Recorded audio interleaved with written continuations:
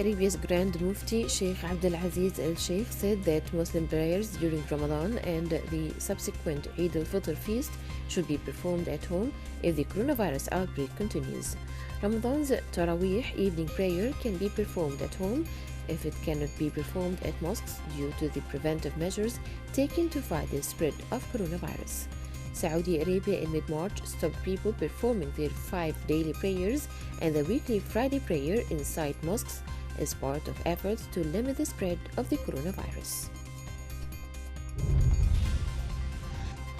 Iraq's semi-autonomous Kurdistan region will postpone payments for oil sales made between November 2019 and February 2020, while committing to paying regularly for the following months, London-based General Energy said on Friday.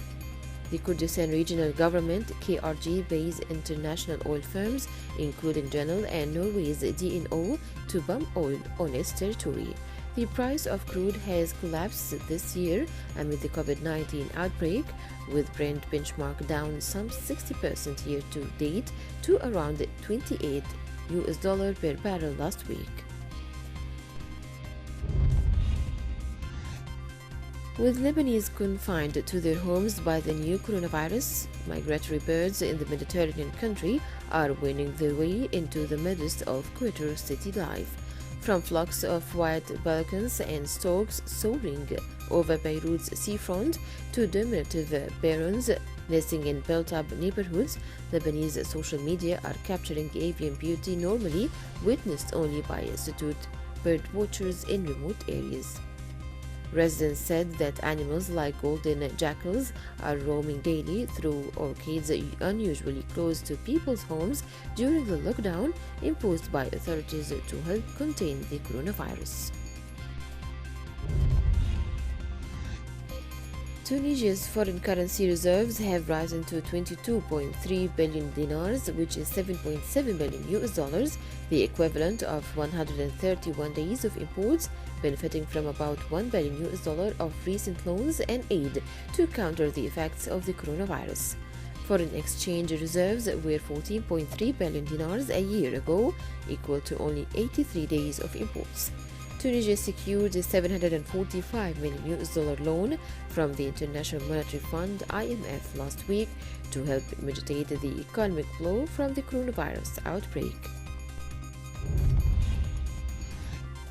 Dubai has extended a 24-hours-a-day curfew imposed as part of sterilization drive to control the spread of the coronavirus by a week. The United Arab Emirates has imposed a nationwide nightly curfew since March 26th for the disinfection campaign, but Dubai on April 4th expanded it within the Emirate to a 24-hour lockdown for 2 weeks. The Emirates Red Crescent humanitarian organization will foster and care for families of those who have died in the UAE from COVID-19 lung disease caused by the virus. King Salman Humanitarian Aid and Relief Center continued its untiring efforts to relieve the people affected by the torrents that hit Yemen's Marib governorate. The center distributed 217 shelter bags to Al Mil camp, which benefited 1,302 persons. This comes in the context of the urgent intervention by KS Relief to assist the displaced and those affected by the territorial rains in Marib's governorate. Several craftsmen in Sudan launched a project to produce 1,000 Sudanese products to be marketed to the world by the end of 2020. Making use of an initiative entitled Everything But Arms by the European Union that supports production in developing countries. The project brings back some crafts that have been dissipated to life, such as pottery and porcelain, and presents them to the world with a Sudanese taste and design.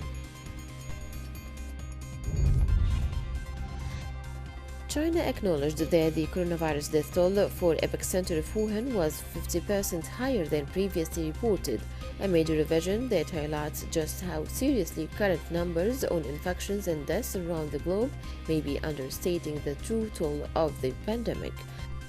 As virus deaths mounted, with the United States reporting the nation's highest daily death toll yet at nearly 4,600, the economic devastation from the lockdowns designed to curb the spread of the coronavirus is becoming even more shocking.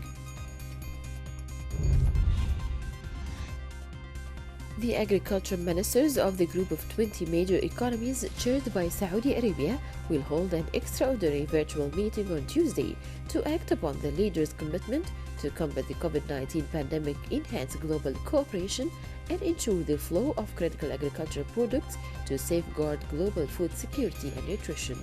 The meeting was initially set to be held on March 21st, but the pandemic delayed the plans. The meeting was meant to seek strengthening global food security and cooperation in the field of sustainable water management. Moscow has renewed its calls on Ankara to separate moderate armed opposition forces from terrorists in Idlib, northwestern Syria. Russian state-owned news agency RIA Novosti quoted Russian ambassador to Damascus as saying that renaming terrorists won't change their terrorist nature. Meanwhile, chief of the Russian Center for Reconciliation of the Opposing Parties in Syria said that group of 27 militants who were trained at a U.S. military base has surrendered to the Syrian regime army. The Saudi-led Arab coalition carried out sophisticated and deterrent strikes in Yemen against the Houthi militia's capabilities to fire ballistic missiles. The attacks targeted Houthi positions in Hamdan, a Sana'a suburb, and a rocket launch pad in Harf Sufyan in the Amrun province north of Sana'a. The Houthis have not ceased their violations throughout the front lines in Yemen, including the use of ballistic missiles to target civilian areas. Lebanese Prime Minister Hassan Diab said that 98% of the country's depositors will not be affected by an economic rescue plan, the draft of which included a proposal to fund some losses with a contribution from deposits. The leaked plan reportedly includes a reference to imposing fees on banks' large depositors, people who deposit between $100,000 and $1 million or more, to be part of the state's debt. Diab's cabinet, which won Parliament's vote of confidence in February, has promised to resolve Lebanon's crisis. Egypt announced that it was halting all public transport and coach trips on Monday to keep crowds down during a major public holiday and limit the spread of the coronavirus. Egyptians mark the start of spring with Sham al-Nasim celebrations on Monday, a day after Coptic Christians celebrate Easter. Beaches, parks, public gardens, malls and shops will be closed for the day, except food stores and pharmacies. Egypt's parliament is due to discuss amendments to the emergency law that would provide the president with new powers to control the spread of the coronavirus pandemic. The new powers are designed to allow the president to make the decisions necessary to constrain health emergencies such as the coronavirus crisis. The next parliamentary session is scheduled for 29th of April, when lawmakers will be able to vote on the amendment. After a report by Reuters suggesting that Iraq was hiding the extent of the coronavirus outbreak in the country, Iraqi authorities suspended the news agency's license and imposed a fine of 25 million Iraqi dinars. In Egypt, authorities revoked the press credentials of a Guardian journalist for reporting on an epidemiological study that estimated there could have been more than 19,000 coronavirus cases in the country by early March, thousands of times higher than the official tally at the time. Dozens of web pages in Egypt have been blocked for publishing fake news, in some cases after questioning officials' data of the ability of public hospitals to overcome the crisis. In Saudi Arabia and elsewhere, anyone who circulates fake news or rumors about COVID-19 could face fines or imprisonment, raising concerns about the potential of such regulations for abuse.